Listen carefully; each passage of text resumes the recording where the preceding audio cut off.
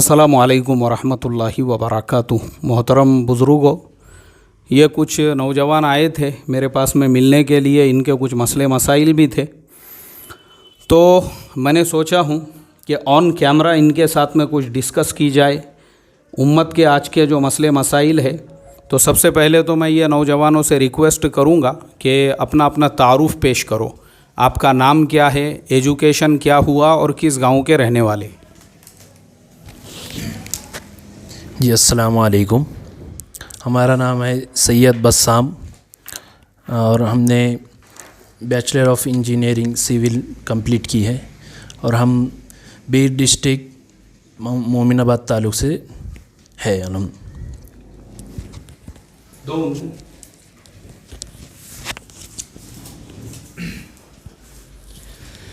जी अस्सलाम वालेकुम वरहमतुल्लाहि वबरकातुहू। मेरा नाम मोहम्मद माज़ है। मैं लातूर ज़िले के उदगीर ताल्लुक़े से राब्ता है मेरा, और अल्हम्दुलिल्लाह BE सिविल इंजीनियरिंग मेरा लातूर से ही हुआ है और अभी इंशाअल्लाह पूना में भी जॉब चालू है मेरा। माशाअल्लाह जी। अस्सलाम वालेकुम। मेरा नाम शेख दानिश अहमद है। मेरा भी डिप्लोमा इन सिविल इंजीनियरिंग हुआ है और मैं बीड डिस्ट्रिक्ट के मोमिनाबाद से बिलोंग करता हूँ। माशाअल्लाह। तो भाई नौजवानों, तुम्हारे अंदर कौम के लिए कुछ करने का जज्बा है, तो क्या है ऐसी कौन सी बातें हैं जो तुम अपने कौम के लिए, मिल्लत के लिए करना चाहते हो? ज़रा शेयर करो हमारे साथ में।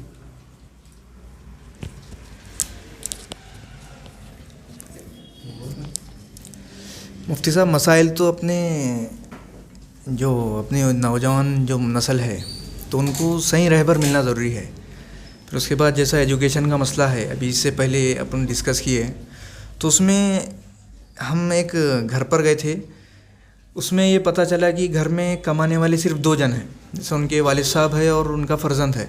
फिर बाद में अगर कोई एक बंदा जो है उनके घर का कोई पढ़ने के लिए चला गया तो उनकी जो रोज़ी है, जैसा दोनों अगर हाज़िरी समझो 500 रुपये के हिसाब से कमाते होंगे पर डे, तो 1000 रुपये आता होगा एक दिन का, तो सिर्फ 500 रुपये ही मिलते हैं उनको। तो उनको जो दिन भर का ख़र्चा है रहने का, चलाने का, वो तो उनको नहीं मिल पा रहा है। तो इसलिए अपने जो गरीब तबका है, ऐसा जो मिडिल क्लास है वो तो पढ़ लेते आराम से, ग्रेजुएशन तक तो पढ़ लेते, कोई ऐसा हायर डिग्री तो नहीं करते, पर जो गरीब तबका है वो 10th भी आराम से नहीं कर पाता। तो इसके सल्यूशन क्या है, ये बोलना चाहता हूँ। देखो, असल मसला यह है कि हमारे मुल्क में एजुकेशन को गवर्नमेंट ने इतना सस्ता किया हुआ है करने वालों के लिए। जो करने वाले हैं ना, करने वाले, उनके लिए सब चीज़ें हैं। एक तो गवर्नमेंट ने 10वीं तक का एजुकेशन फ्री किया हुआ है। अब मैं आपको बताऊं, आपने जो बातें बताए, आप उदगीर के रहने वाले हैं, लातूर ज़िले में। लातूर के पड़ोस में ही परभनी ज़िला है। परभनी के अंदर एक छोटा सा देहात है, वहाँ पे एक मुस्लिम नौजवान ने रिक्शा चलाते हुए अपना ग्रेजुएशन कंप्लीट किया, रिक्शा चलाते हुए LLB किया और रिक्शा चलाते हुए उसने जज का एग्ज़ाम पास किया। उसने रिक्शा चलाते हुए। मैंने शायद 2 रोज़ पहले भी एक सबक में उसका तज़किरा किया था। तो जब महाराष्ट्र के एक छोटे से ज़िले के एक छोटे से गांव का, वहाँ पे पुणे के जैसे बड़े बड़े कॉलेज नहीं हैं, फर्ग्यूसन कॉलेज और सिम्बायोसिस का जो कैंपस है और डेक्कन इंस्टीट्यूट है और वाडिया कॉलेज, यहाँ तो बड़े बड़े नामवर कॉलेजेस हैं, बड़ी बड़ी क्लासेस चलती है। सोचने की बात है ये, एक गांव में, देहात में रहने वाला एक मुस्लिम नौजवान अगर वो चाहे तो जज का एग्ज़ाम पास कर सकता है, तो बाकी लोग क्यों नहीं कर सकते? जबकि आपको पूरी फैसिलिटीज़ गवर्नमेंट दे रही है। 10वीं तक का एजुकेशन फ्री है गवर्नमेंट की तरफ से, तमाम चीज़ें उसके लिए फ्री है। और अगर आपने 4वीं 5वीं 7वीं तक पढ़ा है तो भी आप 17 नंबर फॉर्म भर के 10वीं का इम्तिहान पास कर सकते हैं। उसके ऊपर भी हमने एक वेबिनार लिया था। तो असल जो मुसलमानों का मसला है, असल में हमारी पहले से जो है बातचीत चल रही है, असल में जो रिकॉर्डिंग में नहीं आई, मैं आपको वो भी बता देता हूँ। हमारी वो बातचीत इस उन्वान पे चल रही थी कि मैंने हमारे इन नौजवानों से ये कहा कि मुसलमानों के जो मसाइल है इंडिया में, उस पर मेरा रिसर्च है। और वो रिसर्च ये है कि हमारी कौम के अंदर एक तो एजुकेशन के लिए अवेयरनेस पैदा करने की ज़रूरत है। एजुकेशन ही मुसलमानों के मसाइल का हल है, एकदम फाइनल बात। मुसलमानों ने अपने बच्चों को 10वीं पास, 10वीं के बाद ग्रेजुएशन, ग्रेजुएशन के बाद जो गवर्नमेंट के कोर्सेस वगैरह है वो कराना चाहिए। और आज के ज़माने में पूरी दुनिया में वैकेंसीज़ के लिए दरवाज़े खुले हुए हैं, वैकेंसीज़ ही वैकेंसीज़ है, जॉब्स ही जॉब्स है। ऐसा नहीं है कि मार्केट के अंदर जॉब्स नहीं है। एक तो ये सॉल्यूशन है, और दूसरा सॉल्यूशन ये है जैसे आपने बताई कि एक घर में 2 लोग जो है दिन भर काम करने के लिए जाते और उनके पास में कमाई का कोई ज़रिया नहीं है। तो हमारी जो गुर्बत है, गुर्बत मुसलमानों की जो गुर्बत है, ये भी मेरा रिसर्च है। जब हमारा पढ़ने का टाइम आता है तो हम गरीब हो जाते हैं। स्कूल की फ़ीस देने की ज़रूरत पड़ती है तो हम गरीब हो जाते हैं। कॉलेज की फ़ीस देने का मसला आता है तो हम गरीब हो जाते हैं। मदरसे में बच्चे को अगर एडमिशन कराना है और वहाँ पे कुछ फ़ीस है तो हम गरीब हो जाते हैं। मकतब में हमारा बच्चा जाता है और 100 रुपये महीना मकतब में देना है तो हम गरीब हो जाते हैं। लेकिन हम जब हमारे बच्चे का बर्थडे का वक्त आता है तो हम अमीर हो जाते हैं। अब बच्चे का बर्थडे हो रहा है, उसमें डीजे बज रहा है और 1000 रुपये का केक आ गया है और सारे साड़ुओं को और सारे सालियों को और ससरे साहब को और आधे महल्ले वालों को दावत है और बजा के जो है ताशा वाशा भी चल रहा है और माशाल्लाह आप करोड़पति बन गए। आप समझ में आई बात मेरी? जब तुम्हारे बच्चे का बर्थडे है तो भाई जब तुम्हारे पास में पैसे कहाँ से आते? मेरा सवाल है ये। अच्छा खाली बर्थडे दे दो छोड़ के, बर्थडे के अलावा हमारी शादी बियाह भी अगर आपको देखना है, मुसलमानों की अमीरी देखने का है तो उनके शादी बियाह आप देखो। हमारे जो शादी बियाह है भाई उसके अंदर जो हमारी अमीरी है आप देखो ना, उसके अंदर फिर पैसे आपके पास में कहाँ से आते हैं? ये प्रॉब्लम है हमारा। हमने एक्चुअल में जो रूट कॉज है हमारा और जो हमारी फाउंडेशन यानी हमारा जो बेस है, बेस से जो गलतियां हमारे से हो रही है वो दुरुस्त करने को हम तैयार नहीं हैं। और हम जो है अभी हम यानी ये मेरा रिसर्च है भाई, मैं ऐसे ही नहीं बोल रहा हूँ। मैंने आज इस्लाह मुआशरा के 1400 से ऊपर हमारे सबक हो चुके हैं। हमने पूरा रिसर्च किया मुल्क के हालात पे कि मुसलमानों के गुर्बत का रीज़न क्या। तो पता ये चला आमदनी से ज़्यादा ऐसे खर्चे सिर्फ दिखावे वाले। हमारे साड़ू ने अपने बच्चे के बर्थडे के टाइम पे धूम धड़ाके से ख़र्चा किया था। अगर हम नहीं ख़र्चा करेंगे तो लोग क्या बोलेंगे, महल्ले वाले क्या बोलेंगे? और अगर नहीं महल्ले वाले बोलेंगे तो सिर्फ अपने को बताने का है साड़ू को कि तुमने जैसा किए थे हम तुम्हारे से डबल कर सकते बोल के। ऐसे ही रस्म हैं, उन्होंने किए थे ना अपने को भी वैसी करने का। किसी ने शादी किया और मैंने खुद सुना हूँ ये, मतलब मैं ऐसा आपको हवाई फायरिंग नहीं कर रहा हूँ। समझो एक शादी के अंदर जो है मैं शिरकत के लिए गया एक फ़ंक्शन हॉल में और वो फंक्शन हॉल का किराया एक दिन का 2 लाख रुपये है। तो वहाँ जो दस्तरखान पे दूसरे 2-4 बैठे हुए रहते ना, वो खाना खाते खाते बातचीत करते, बोले यार अपने को अपने छोकरे का भी जो वलीमा है ना ये फंक्शन हॉल में करने का।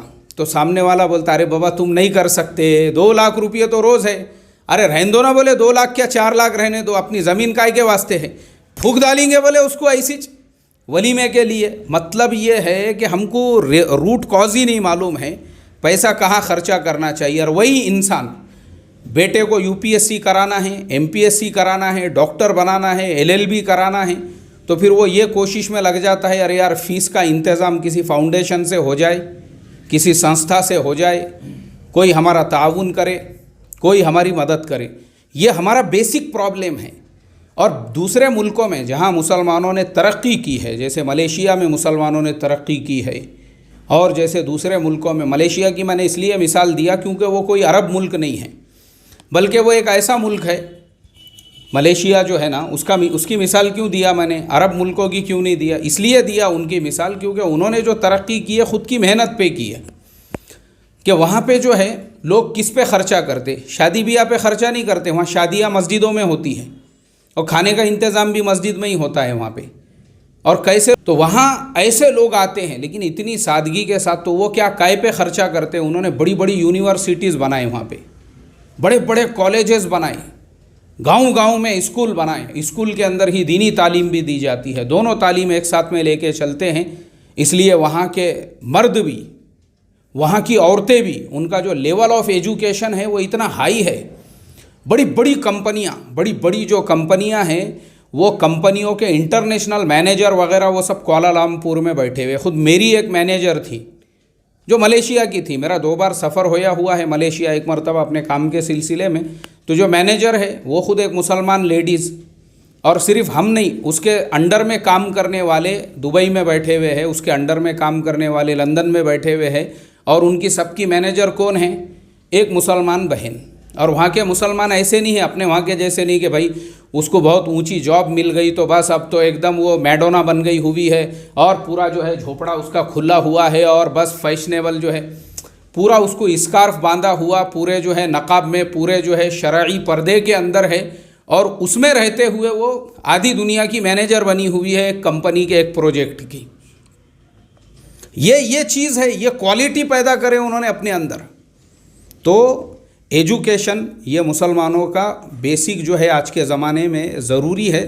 और दूसरी चीज़ फजूल खर्चियों से बचना, जो शादी ब्याह के, ये गुर्बत की, हमारे गुर्बत का एक सबसे बड़ा रीज़न है। चलिए, इसके अलावा और कुछ सवालात थे आप लोगों के?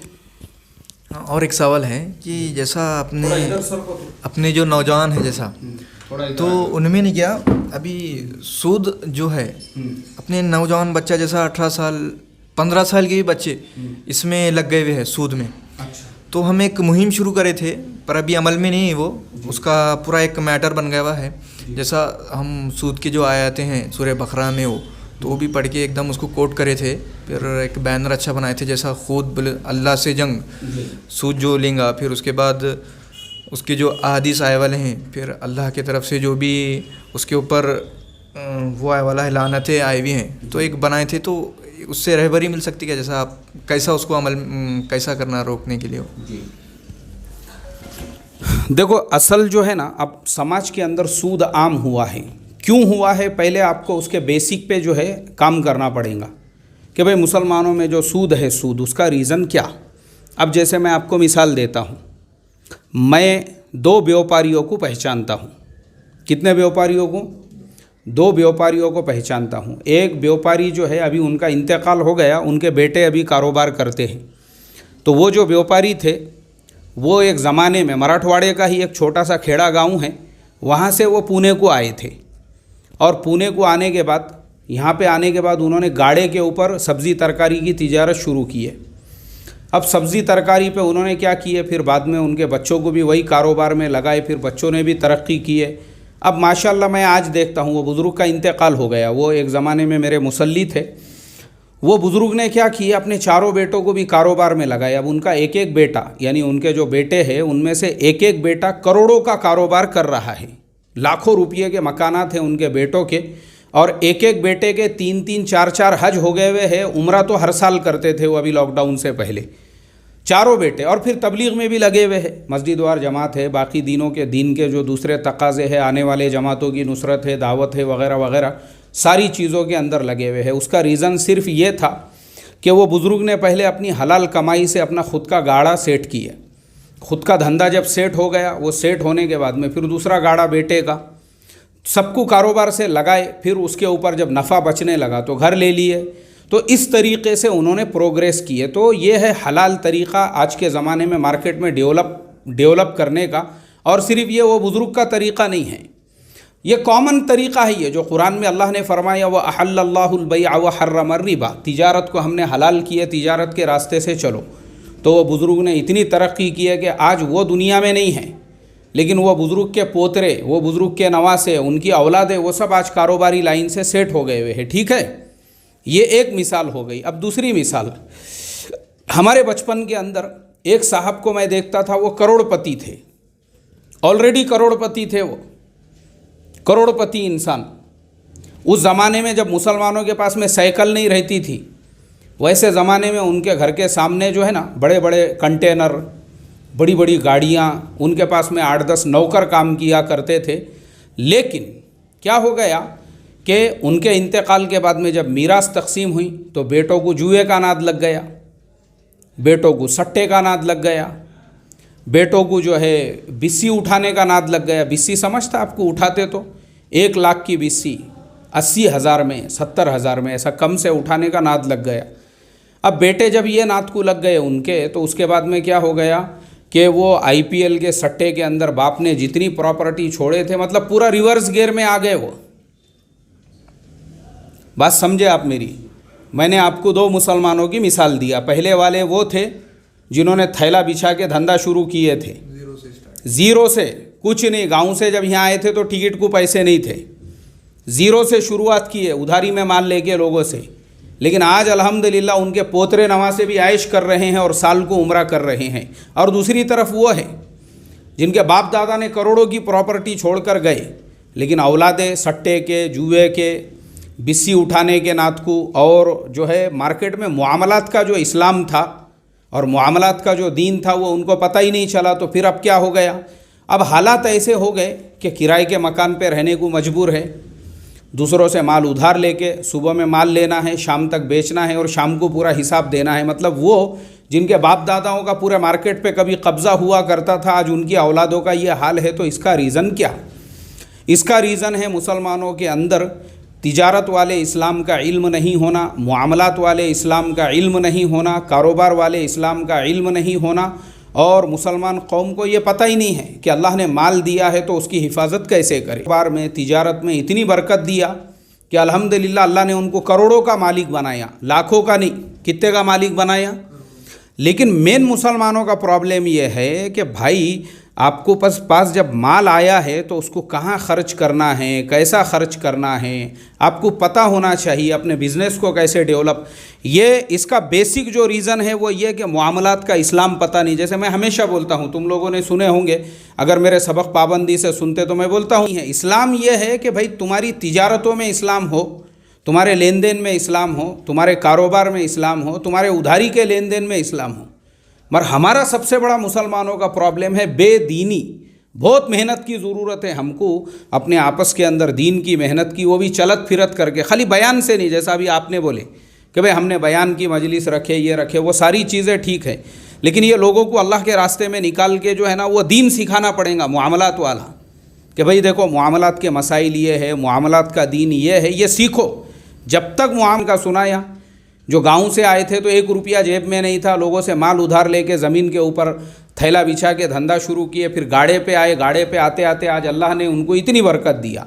क्यों दिया? क्योंकि उन्होंने मुआमलात के इस्लाम पे अमल करे, उन्होंने हलाल तरीक़े से कमाए। मुसलमानों का सबसे बड़ा मसला ये, आप मुआमलात वाले इस्लाम, आज मेहनत की ज़रूरत है और इसका रीज़न यही है। मैं जो बोलता हूँ ना कि हमारे मस्जिदों में मुआमलात के ऊपर बयान होना चाहिए। ये जो हम किस्से कहानियाँ सुना के अपने को बस 20 मिनट पूरे करने का है, आधे घंटे का जो टाइम है अपना, एक आधा किस्सा ला लिए उसके अंदर और बस वो उसमें अपना जो है, ये आपके पास जब जुमा में मजमा पहुंचा हुआ है ना भाई, उनको मसाइल बताओ, उनको तिजारत के मसाइल बताओ, कारोबार के मसाइल बताओ, बिस्सी हराम है, बोली की ऐसा बताओ उनको।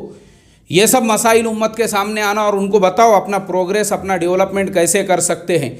हमारे हर मस्जिद के बयान जब जुमे के अंदर ये बार बार लोगों के सामने मुआमलात के इस्लाम की बात चलेंगी ना, अब क्या होता, हमको टोपी वाला इस्लाम क्यों पता है? क्योंकि हम बार बार बयानों में सुनते, टोपी पहन के चलना, टोपी पहन के पानी पीना, टोपी पहन के खाना खाना, टोपी पहनना एक मुसलमान की निशानी है, एक मुसलमान। तो हमारे दिलों में टोपी की अहमियत आ गई हुई है।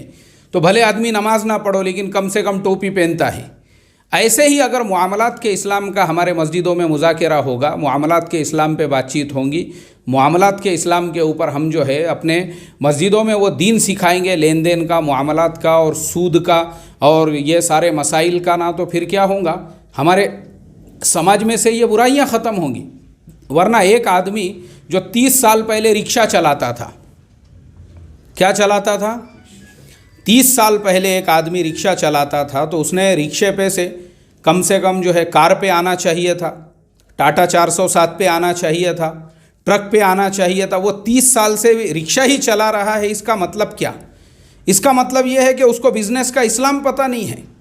वरना अल्लाह के नबी के ज़माने में सहाबा की ज़िंदगी ऐसी थी कि हज़रत अब्दुर्रहमान इब्ने औफ रज़ी अल्लाह ताला अन्हु मक्का से जब मदीना आए तो 1 रुपया भी पास में नहीं था, कुछ ही नहीं था उनके पास में, लेकिन मेहनत करके अपने आप को वो लेवल पे लेकर गए। ये है इस्लाम, बिज़नेस का और तिजारत का और कारोबार का।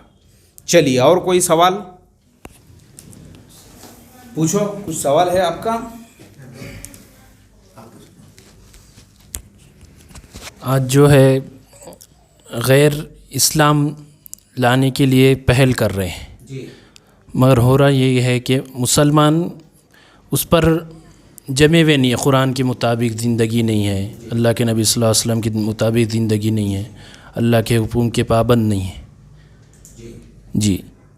तो इसके लिए क्या है? इसके लिए एक मिनट, वो आने के लिए बेताब है, पर वो मुसलमानों की ज़िंदगी देखकर क्या है पीछे हट जा रहे कि ये ईमान वाला खुद दीन को सीधे से फॉलो नहीं कर रहा है, तो ये आड़ बन रहे हैं आज जी। आज ऐसा क्यों हो रहा है?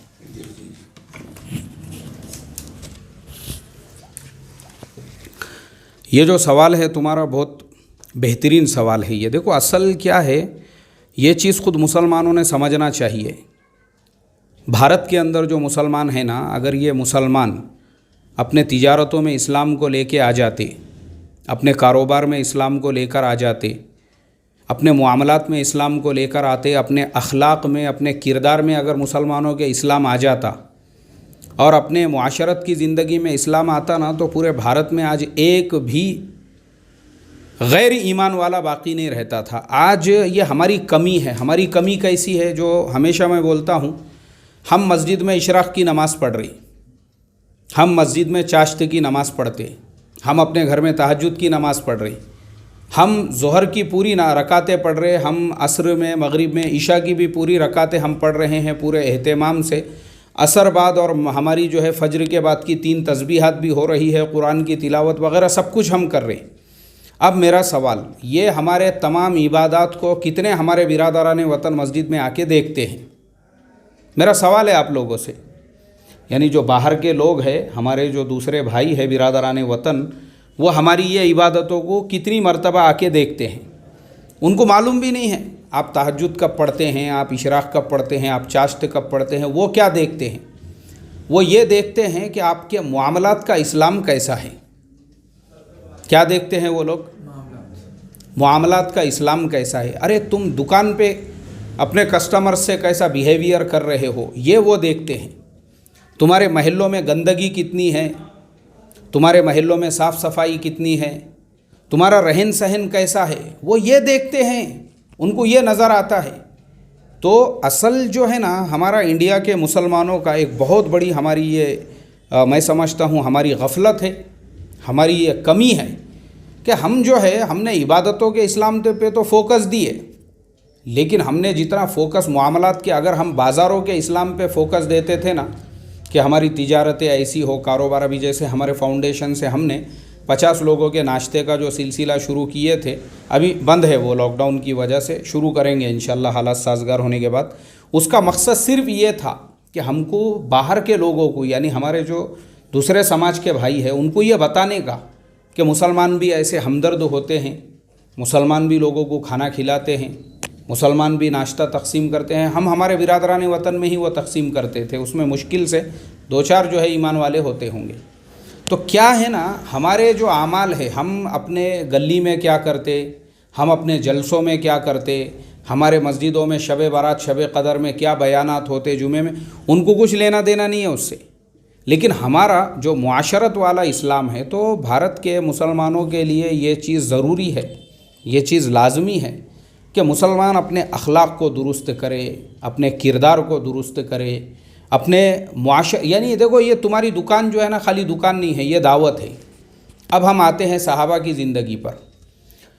सहाबा इकराम ने, दुनिया के बहुत सारे मुल्क ऐसे हैं वहाँ पे कोई लड़ाई नहीं हुई हुई है, दुनिया के बहुत सारे मुल्क ऐसे हैं कोई लड़ाई नहीं हुई वहाँ पे। जैसे अब अपन चलो यूरोप में जाते हैं, यूरोप के अंदर एक मुल्क है अल्बानिया। अल्बानिया की आबादी 90% मुस्लिम है। कितने परसेंट? 90% आबादी मुस्लिम है। उसके बाजू में, अल्बानिया के बाजू में कोसोवो है, वहाँ की तकरीबन 95% से ज़्यादा आबादी मुस्लिम है। उसके बाजू में बोस्निया हर्जेगोविना है, वहाँ की आबादी तकरीबन 80% मुस्लिम है। इसी तरह से जो है बोस्निया के और बाजू में सर्बिया है, सर्बिया में 30-35% जो आबादी है वो मुस्लिम है। ये सारे मुल्कों में जो इस्लाम फैला है, वो मुल्कों में कोई लड़ाई नहीं हुई हुई है, वहाँ पे कोई जंग नहीं हुई हुई है, जंग की कोई तारीख़ ही नहीं है। हालांकि वो यूरोपियन लोग हैं, वो सिर्फ सहाबा इकराम के मेहनत से वो इलाक़ों में ईमान में दाखिल हुए, यानी उनके तिजारतों के रास्ते से, उनके कारोबार के रास्ते से, उनके बिज़नेस के रास्ते से। चलिए अब इधर आ जाते हम। इधर भी अगर हम आते हैं हमारे देश भारत में, तो सबसे पहले सहाबा इकराम पहुँचे केरला के अंदर।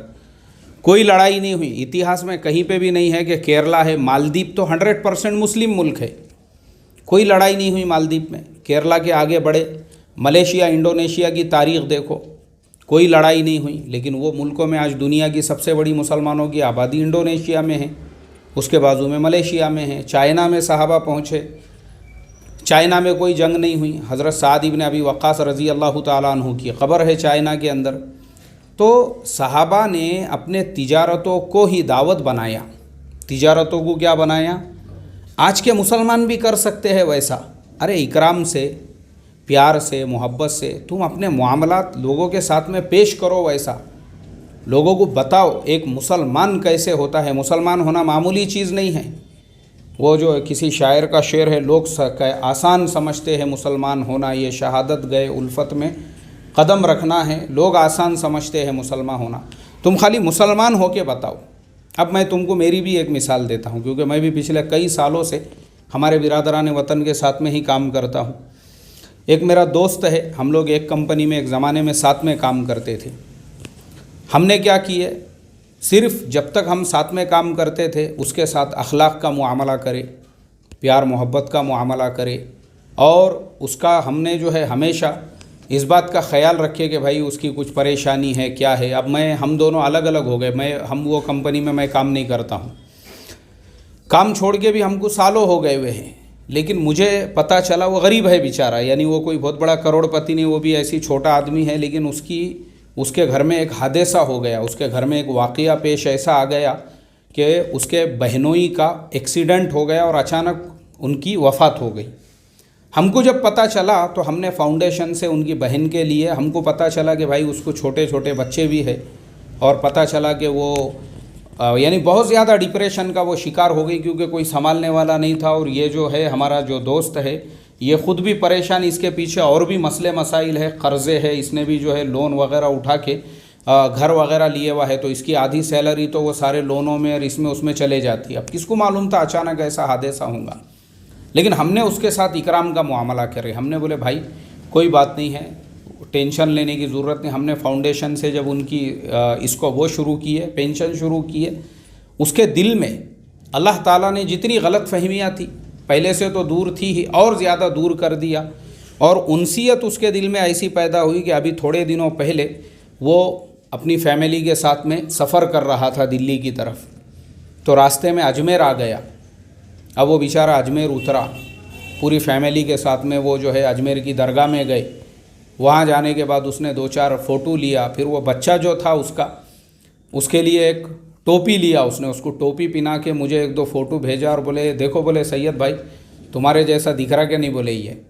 तो ये जो उसके दिल में मोहब्बत पैदा हुई, ये जो उसकी गलत फहमियाँ दूर हुई, और ये जो उसने वहाँ जाके जो है ये सारी चीज़ें जो किया, उसका सिर्फ़ और सिर्फ यही रीज़न है कि हमने उसको अखलाक वाला इस्लाम बताए कि इस्लाम ये भी है लोगों की मदद करना, मजबूर की मदद करना। तो कैसा है, करने के हज़ारों काम हैं। आप अगर करना चाहोगे ना, हज़ारों काम हैं। अभी जैसे मैं आपको एक और वाक़या सुनाता हूँ। अभी एक झोपड़पट्टी एरिया में सारे झोपड़े जो है वो जल गए थे। मुसलमानों ने मस्जिदों के सामने चंदा जमा कर कर के वो एरिया में झोपड़े बनाए, वापस से जो है मकानात बनाए और सबको दिए, जिसका जहाँ पे घर था उनको बना के दिए। तो मैं एक मराठी न्यूज़ चैनल पे वहाँ के लोगों का इंटरव्यू सुन रहा था। तो वो लोग कहने लगे कि ये मुसलमान नहीं हैं बल्कि ये हमारे लिए भगवान हैं। क्या बोले उन्होंने? ये मुसलमान नहीं हैं बल्कि हमारे लिए क्या है, भगवान है, कि ये मुसलमानों ने हमारे जो जल गए हुए घर थे वापस से हमको बना के दिए। ये अखलाक वाला इस्लाम, ये व्यवहार वाला इस्लाम, ये किरदार वाला इस्लाम। आज के ज़माने में इसी की ज़रूरत है। लोगों को आप प्यार से करीब करो। देखो ये जो ज़माना है, बातिल जो है ना, बातिल ने जो मेहनत की है, बातिल ने जो आज इस्लाम दुश्मन ताकतों ने जो मेहनत की है, उन्होंने इसी रास्ते से मेहनत की। उनके व्हाट्सएप पे कोई ग्रुप नहीं है, वो कभी भाषणबाजी नहीं करते, वो कभी बयानबाजी नहीं करते, वो डोर टू डोर जाके मेहनत करते।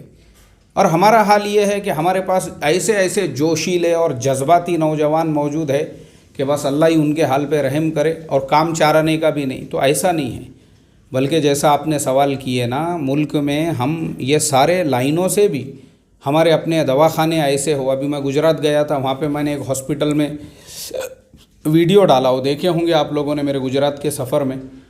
इतना बड़ा हॉस्पिटल उन्होंने बनाए और आम बनाए सबके लिए, हर धर्म का आदमी आ सकता है, इलाज करा सकता है। आज हमको ऐसे काम करने की ज़रूरत है, क्योंकि हमारे देश में गरीबी है, इतनी गरीबी है हमारे देश में, और सब गरीब है, खाली मुसलमान गरीब नहीं है, बल्कि अगर आप देखोगे हिंदू समाज में भी आपको बहुत लोग गरीब मिलेंगे।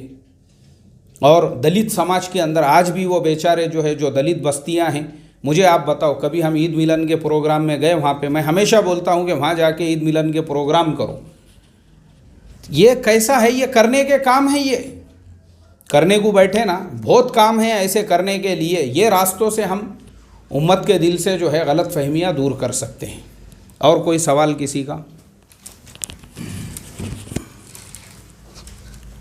जैसे अरब मुल्क है, अरब, तो जो उनका तक़वा है वो 100% अल्लाह पर यकीन रखते हैं, और एक जो अजमी लोग हैं जैसे हिंदुस्तानी है, उनका तक़वा वो लेवल का नहीं। तो इसके पीछे क्या रीज़न है कि वो सिलसिला का कुछ है? हालांकि अपने पास तो दावत का मरकज़ है, अल्हम्दुलिल्लाह, मेहनत भी होती है, सब कुछ होती है, मगर जो तक़वा का लेवल है, जो अल्लाह से जो ताल्लुक़ है, वो हमेशा क्या बोलते, तवक्कल अला अल्लाह हर काम में। तो वो लेवल क्यों नहीं है? देखो, असल ये चीज़ ये तक़वे से इसका कोई ताल्लुक़ नहीं है। ये है असल चीज़ कि जो इस्लाम है उसका आपको पूरा इल्म होना चाहिए। अभी जैसे मिसाल के तौर पे हमारे पास असल में कमी है इल्म की, और उनके पास में क्या है, पूरा इल्म है दीन का। वो बचपन से उनके यहाँ अतराफ़ में पूरा दीन का माहौल है। बचपन से वो जो स्कूल में पढ़ने के लिए जाते, स्कूल में ही उनको जो है कुरान पढ़ाया जाता, तफसीर पढ़ाते, हदीस पढ़ाते, उसूल हदीस, उसूल फ़िक़्ह, ये सारी चीज़ें वो स्कूल में पढ़ते हैं। उनको अलग से मकतब में जाने की ज़रूरत नहीं है वहाँ पे। ये तमाम चीज़ें उनको वहाँ पे स्कूल में ही मिलती है। इसीलिए वहाँ पे तलाक़ वग़ैरह के भी ऐसे मसले नहीं हैं जैसे अपने वहाँ है। क्यों? इसलिए कि वहाँ के लड़के को मुआशरत का जो इस्लाम है, बीवी के क्या हुकूक़ है, माँ के क्या हुकूक़ है, ऐसे ही जो लड़की है उसको सास के क्या हुकूक़ है, शोहर के क्या हुकूक़, वो कॉलेज और स्कूल में ही सीखते हैं वो लोग। अब मैं आपको बताता हूँ, मेरा एक दोस्त है मोहम्मद अल अज़्ज़ावी, वो मेरा जो दोस्त है अरब है माशाल्लाह वो। तो हम लोग एक सफ़र में साथ में थे। अब मैं उसका फ़ोटो अगर तुमको बताऊँगा तो तुम हैरत करोगे, यानी बिल्कुल वो तुमको अंग्रेज़ों के जैसा दिखेगा। चेहरे पे दाढ़ी वाड़ी कुछ नहीं उसके, एकदम अंग्रेज़ों के जैसा लाइफ स्टाइल, कपड़े भी वैसा ही, जीन्स पैंट वैसे ही कपड़े, उसके ऊपर जैकेट वैसा डाला हुआ। लेकिन जब नमाज का वक्त होता था तो कभी कभी मुझे वज़ू करने में देरी हो रही है, वो आगे समझो हमने उसको बढ़ा दिए नमाज़ पढ़ाने के लिए। तो उसकी क़िरत ऐसी थी कि हमारे यहाँ के अच्छे से अच्छे कारी साहब की भी क़िरत नहीं होंगी। तो मैं उसको बोलता भी था, मैं बोलता था या अख मोहम्मद अल अज़्ज़ावी, माशाअल्लाह अंत तक़रा अल कुरान अहसन जिद्दन, यानी आप जो कुरान पढ़ते हो बहुत ही बेहतरीन आवाज़ है आपकी, सौ तक माशाअल्लाह मुर्ताह। तो वो मुझे ये बोलता था, या शेख अबुल हसन हादा माफ़ी मुश्किल हिना अल अरब, यानी जो अरब लोग हैं कुल्लुहुम अल्हम्दुलिल्लाह यस्तती यक़रा अल कुरान फ़ी हादा सौत। जो अरब है वो सब लोग इस तरह से कुरान पढ़ सकते हैं, अरबों के लिए मुश्किल नहीं। बिसबब नानु नक़रा हादल कुरान फ़िल मदारिस फ़िल मकतब, यानी उनके यहाँ पे जो मदारिस है, उनके जो स्कूल है, वहीं पे वो लोग जो है ये सारी चीज़ें पढ़ते हैं, वहीं पे उनको जो है ये तमाम बातों का इल्म होता है, वहीं पे ये सारी चीज़ें सिखाई जाती है। तो वहाँ पे वो बेसिक से ये सब चीज़ें सीखते हैं। तो जो मुकम्मल इस्लाम है उसका उनके पास में इल्म होता है। अब हमारे यहाँ प्रॉब्लम क्या होता है कि जो कुरान में फरमाया उदखुलू फिस्सिल्मी काफ़ा, पूरे के पूरे ईमान में और इस्लाम में दाखिल हो जाओ, तो हमारे यहाँ पूरे के पूरे अभी तक हम इस्लाम में दाखिल ही नहीं हुए। तो हमारे यहाँ वो प्रॉब्लम होता है कि हमारे यहाँ पे, और वो सिखाया भी नहीं जाता। जैसे मैंने अभी आपको बताया कि हमारे बयानों में मुआमलात के बयानात होंगे, मुआशरत के बयानात होंगे, तो ना तलाक़ें होंगी, ना खुला होंगे, ना बिज़नेस के लड़ाई झगड़े होंगे। हमारे यहाँ टोपी के बयानात होंगे, टोपी के इस्लाम को सिखाया जाएगा, तो लोग समझते हैं टोपी ही खाली जो है वो इस्लाम का हिस्सा है। ये प्रॉब्लम है हमारा। तो असल चीज़ जो है इल्म की कमी है।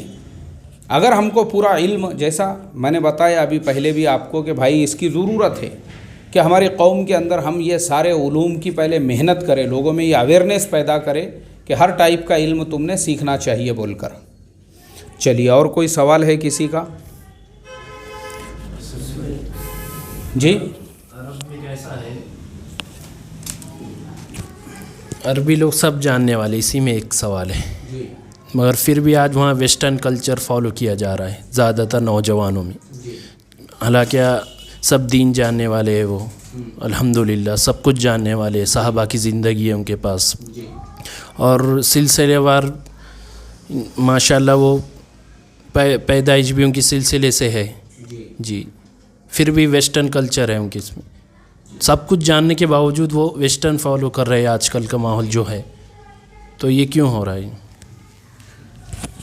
देखो, असल जो है ना, कल्चर नहीं बोलेंगे उसको, वेस्टर्न कल्चर एक अलग चीज़ हो गई और वेस्टर्न जो कपड़े वगैरह है वो एक अलग चीज़ हो गई। अभी जैसे जीन्स पैंट है, पैंट शर्ट वगैरह है, वो तो पूरी दुनिया में लोग पहनते हैं, अरब मुल्कों के अंदर भी वो लोग पहनते हैं, एज़ ए लिबास वो लोग उस कपड़े को पहनते हैं। कल्चर उनके यहाँ पे आपको आज भी इस्लामी मिलेगा। जिस तरह सिनेमा वो सब, जिस तरह सिनेमा हॉल खुल रहे हैं उधर, जो वेस्टर्न माहौल पैदा हो रहा है, वो क्यों हो रहा है? आपने वहाँ के कितने सिनेमा हॉलों में जाके शिरकत करें? हाँ, आपने कितने सिनेमा हॉल में गए थे वो मेरे को बताओ ना। न्यूज़ पर सुनते हैं। ये यूट्यूब पे चैनल चलाने वाले जो है ना, एक नंबर के मक्कार है ये, और एक नंबर के झूठे है ये। सिर्फ अरबों को बदनाम करने के लिए, सिर्फ बदनाम करने के लिए। वहाँ कोई सिनेमा हॉल नहीं है। कोई भी दूसरे तरफ के जो वीडियोस वगैरह है उसको जोड़ जोड़ के देखो ये ऐसा वहाँ हो रहा, यहाँ वहाँ वैसा हो रहा। अरब तो दे दो छोड़ के, यानी सऊदी अरबिया छोड़ दो, पूरे इराक़ के अंदर कोई सिनेमा हॉल नहीं है। हम यकीन क्यों करें कि जब मुफ्ती तकी उस्मानी का जब ट्वीट आया था ना, मुफ्ती तकी उस्मानी का ट्वीट आया था जी, तो उसके अंदर पूरा क्लीन वाज़ेह हो गया कि वाकई में खुल गए वहाँ पर जी। तो इसीलिए हम यकीन किए। हाँ, देखो वो ट्वीट भी ओरिजिनल मुफ्ती तकी उस्मानी साहब का था। हाँ, नहीं, मैं आपको इसलिए बता रहा हूँ कि ऐसे फेक अकाउंट भी बहुत है लोगों ने जो बनाए हुए। अब मैं तुमको एक मोटी मिसाल देता हूँ। अब देखो, सऊदी के जो एक इमाम हरम थे शेख अल-कल्बानी बोल के, अभी उनका भी एक वीडियो चल रहा था, मैंने अभी देखा तुम लोगों के आने के पहले। बोले उन्होंने एक हॉलीवुड की फ़िल्म में जो है रोल करे। ये पर देखे तुमने वीडियो यूट्यूब के ऊपर? वो इमाम हरम थे और अब फिल्मों में काम कर रहे। देखे तुमने देखे वो वीडियो? तुमने देखे? इन्ना लिल्लाहि व इन्ना इलैहि राजिऊन। उम्मत का जो कैरेक्टर है वो इतना ज़्यादा गिर गया हुआ है कि वो इमाम हरम है बेचारे, उनसे मिलता जुलता जो है हॉलीवुड के अंदर कोई एक एक्टर है, उसकी तस्वीर लगा के जोड़ दिए। बोले अभी इन्होंने जो है, ये हाल है हमारा। जो पहले अपनी बात हुई ना, lack of information, lack of knowledge और मिसलीडिंग, यानी ये जो नॉलेज की कमी और गलत नॉलेज हमारे अंदर जो आम हुए हुआ है, और लोगों ने ऐसे फेक अकाउंट बनाए हुए हैं, इसके नाम का फेक अकाउंट उसके नाम पे, और इधर ही मार्केट में चलता। और हमको लगता कि भाई ये देखो फुलाने साहब ने बोले हैं और फुलाने साहब ने ट्वीट किए हैं और फुलाने साहब ने ऐसा किए हैं। तो गलत फहमियों का हमने उस वक्त तक शिकार नहीं होना चाहिए जब तक कि हम वहाँ पे प्रॉपर जो है विज़िट नहीं कर देते। ऐसा है, ये बेसिक चीज़ें हैं। और दूसरी चीज़, अभी वो ब्रिटेन का भी जो है ना एक अंग्रेज़ है, और उसका भी मैंने वीडियो देखा, लोगों ने डाले, वो मस्जिद नबवी के सामने खड़े हुआ है, और कुछ लोगों ने उस पर भी वीडियो बना के डाल दिए कि अब अंग्रेज़ भी मस्जिद नबवी में जा रहे हैं। हालांकि वो बेचारे ने इस्लाम कबूल किया हुआ है, छोटा मोटा इंसान नहीं है वो। ब्रिटेन का वहाँ पे वो था, वो एम्बेसडर था, वो उसने इस्लाम कबूल किया, वो बेचारा मुसलमान हो गया। अब मुसलमान हो गया तो मसला ही ख़त्म हो गया। तो ये चीज़ लोगों को नहीं बताएंगे कि वो मुसलमान हो गया या उसने, हालांकि वो हिंदी चैनल वालों ने तक बताया कि उसने इस्लाम कबूल किया। तो सबसे बड़ी जो चीज़ है ना वो ये है कि हमारे पास में इंफॉर्मेशन पूरी होना चाहिए। और लिबास जो वो पहन रहे हैं, मर्द के लिए रेशम का लिबास हराम है और 70 से कम लिबास हराम है। बाकी तुम लिबास कौन सा पहन रहे हो वो मायने नहीं रखता है। तुम चाहे फिर अपने बदन पे जीन्स पैंट पहनो, टी शर्ट पहनो या थैला ओढ़ो, तुम उससे कोई लेना देना नहीं है। शरीयत में यह है कि रेशम हराम है, तुम मर्द रेशम नहीं पहन सकता, ख़त्म हो गई बात। और कल्चर जिसे बोलते हैं ना, कल्चर किसे बोलते हैं? वेस्टर्न कल्चर जो बोलते हैं ना, वेस्ट के अंदर जो कल्चर नहीं बोलते उसको, वो लिबास तो पूरी दुनिया पहन रही। कल्चर वहाँ पे आज भी अरबों का ऐसा कल्चर है कि मदीना में अरबों की बड़ी बड़ी दुकानें हैं और जब दोपहर में खाने का टाइम हो जाता तो एक बड़े थाल भी नहीं बिछाते वहाँ पे, वो डायरेक्ट दस्तर पे डालते वो खाना। प्लास्टिक का जो दस्तर रहता उस पर डायरेक्ट बिरयानी उंडेल देते वो लोग, वो मंदी जो रहती। तो मैंने खुद देखा हूँ, नौकर भी, वॉचमैन भी, सेठ भी, मालिक भी, सब लोग मिलके बैठ के उसी में खा रहे हैं। यह है अरबों का कल्चर, इसे बोलते हैं अरबों का कल्चर। वेस्टर्न कल्चर कैसा है? एक हाथ में चम्मच, एक हाथ में कांटा, अपने सामने सामने खाना लिए हुआ है और अपना अपना खा रहे हैं।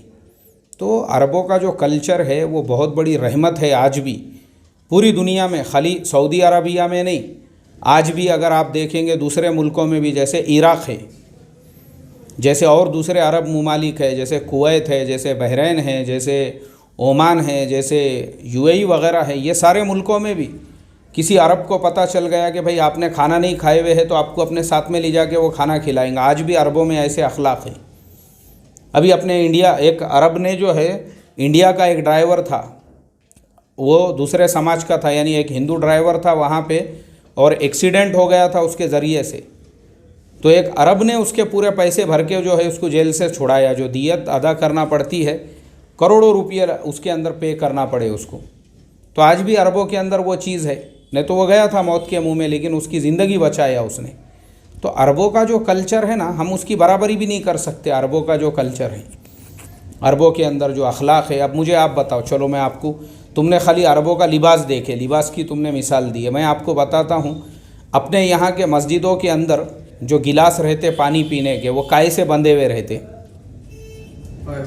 हाँ, फाइबर, स्टील, बताओ ना। फाइबर के बने हुए रहते। फाइबर के बने हुए नहीं, जो बंधे हुए रहते वो काहे से रहते? चैन से। काहे की चैन रहती? वो लोहे की चैन, लोहे की चैन से।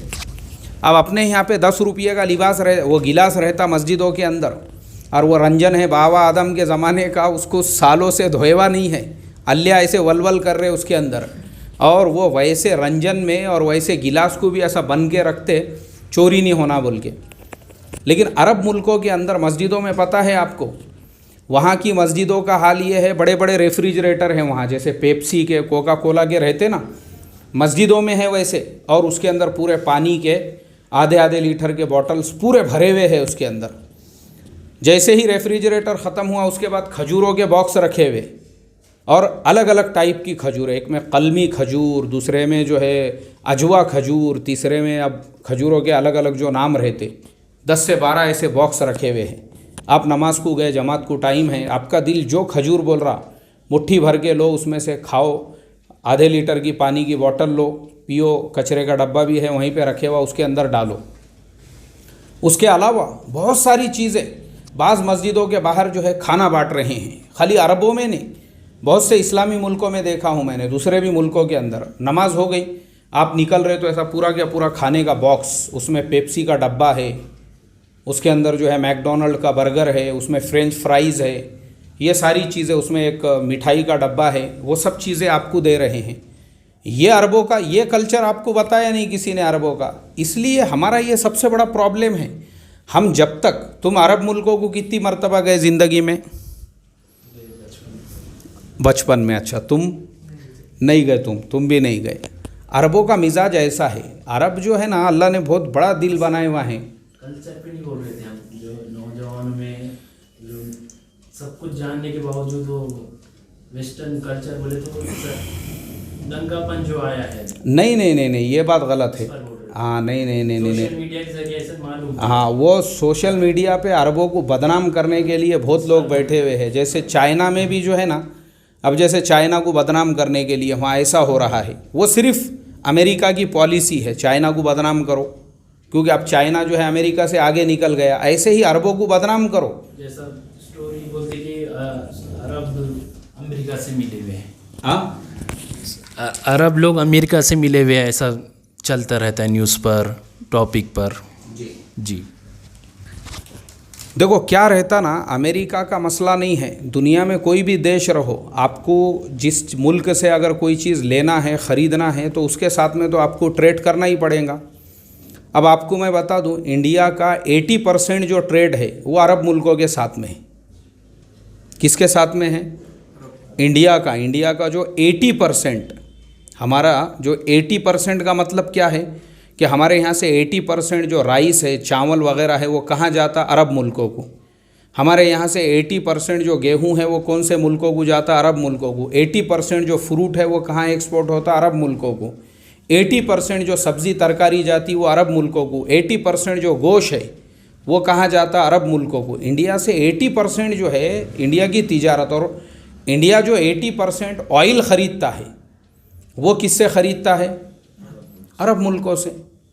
तो हमारा जो ट्रेड है क्यों है? क्योंकि भाई ज़रूरत है वो। तो ऐसे ही दुनिया में हर मुल्क का एक दूसरे से रिलेशन रखना पड़ता। अब अमेरिका का सबसे बड़ा दुश्मन अमेरिका को लगता भाई चाइना है, लेकिन अमेरिका की सारी बड़ी बड़ी कंपनियां, आईफोन वो अमेरिका का है लेकिन बनता चाइना के अंदर। अमेरिका की जो कारें हैं वो अमेरिका की है लेकिन बनती चाइना के अंदर।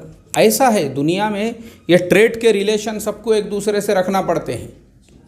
और किसी का कोई सवाल? जी, अब मैं आप लोगों को फाइनल यही बोलूँगा कि जो सोशल मीडिया पे चीज़ें चलने वाली रहती ना, कभी भी उन पे भरोसा नहीं करना।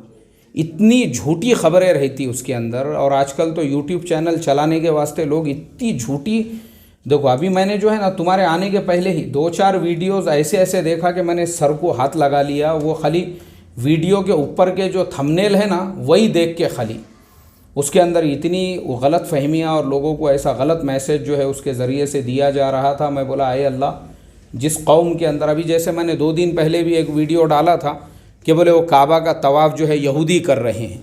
तो ये सब जो है आजकल, इसलिए ऑथेंटिक हमने जो है उसकी पूरी इन्फॉर्मेशन लेना चाहिए। अब मैंने तुमको इतनी बातें इसलिए बोला क्योंकि मैं खुद रहवा हूँ अरब में, यानी अरब मुल्कों में मैं गया हूँ, आया हूँ, मेरा सफ़र होया हुआ है, तो मुझे मालूम है वहाँ के हालात, वहाँ के लोग कैसे रहते, उनका कल्चर कैसा, उनके अखलाक कैसे, उनका किरदार कैसा, ये सारी चीज़ें। तो इसके लिए जो सोशल मीडिया पे दिखाते, तो हमने कभी भी बग़ैर ऑथेंटिसिटी के उसके ऊपर भरोसा नहीं करना चाहिए। अब तुम बोलेंगे चाइना के बारे में तो बीबीसी वाले ने भी बताया, तो बीबीसी को वहाँ परमिशन ही नहीं है आने की। अमेरिका के किसी न्यूज़ चैनल वालों को है ही नहीं वहाँ पे परमिशन। अगर एयरपोर्ट पे पता चल गया तुम्हारा ताल्लुक़ किसी न्यूज़ चैनल से है तो फ़ौरन वहाँ से वापस भेज देते हैं वो लोग। ऐसा है वहाँ पे हाल।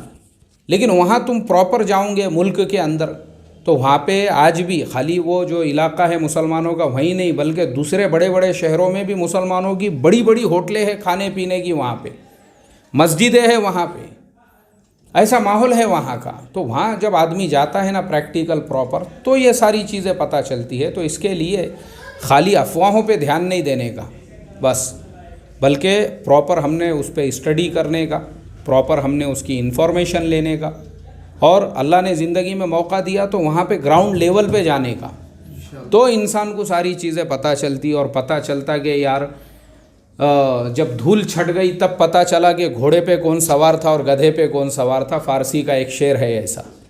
तो इसका जो है एहतमाम करो, इंशाल्लाह ज़िंदगी में कभी भी तुम लोगों को फिर नुकसान नहीं होगा और कभी भी तुम ऐसे टेंशन वगैरह के अंदर नहीं आएंगे। और किसी का कोई सवाल? दानिश भाई ने कोई सवाल नहीं पूछे? ठीक है, चलो भाई देखो अभी ये लोग मेरे से असल में बातचीत करना चाहते थे कुछ मसलों पे, तो मैं बोला उसको रिकॉर्ड करके चैनल पे ही डाल देंगे ताकि बाकी लोग भी वो देख सके, और बाकी लोग भी जो है किसी के और जहन में कोई सवाल है तो नीचे कमेंट में कर सके। तो आज की इस मजलिस का हम इख्तिताम करते हैं। मुझे भी बड़ी खुशी हुई, बीड़ से बासम भाई जो है, बासम सैयद साहब, माशाल्लाह बीड़ में हम मोमिनाबाद से और उदगीर से ये इंजीनियर, क्या नाम बोले आपका? मोहम्मद मुआज़ और मोहम्मद दानिश साहब, ये भी उदगीर से, मोमिनाबाद बीड़ से। माशाल्लाह ये लोग नौजवान तशरीफ़ लाए तो बड़ी खुशी हुई मुझे, और बड़ी अच्छी हेल्दी जो है इन लोगों के साथ में मेरी बातचीत भी रही। तो हम अपने मजलिस का इख्तिताम करते हैं। सुभान अल्लाहि व बिहम्दिही, सुभानक अल्लाहुम्मा व बिहम्दिका, नशहदु अल्ला इलाहा इल्ला अंता, नस्तगफिरुका व नतूबु इलैह। सुभान रब्बिका रब्बिल इज़्ज़ति अम्मा यसिफून व सलामुन अलल मुरसलीन वल्हम्दुलिल्लाहि।